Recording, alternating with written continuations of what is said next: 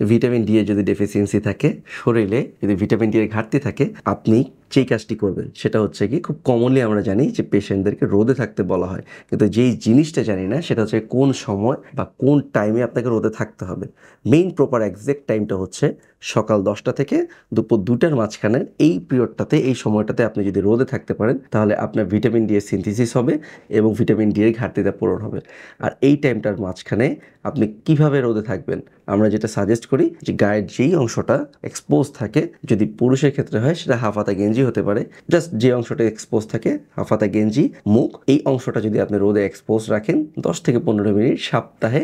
যে কোনো 4 থেকে 5 দিন, তাহলে কিন্তু আপনি প্রপারলি ভিটামিন ডি এর যেই রিকোয়ারমেন্টটা আমাদের শরীরে সেটা কিন্তু মেনটেন করা সম্ভব, এবং বাচ্চাদের ক্ষেত্রে রিকেটস নামে যে রোগটা আছে সেটা অ্যাভয়েড করা সম্ভব, এবং বড়দের ক্ষেত্রে অস্টিওম্যালাইসিয়া যে রোগটা আছে সেটাও প্রিভেন্ট করা সম্ভব এই সিম্পল রোদে এক্সপোজ রাখার মাধ্যমে নিজেদেরকে।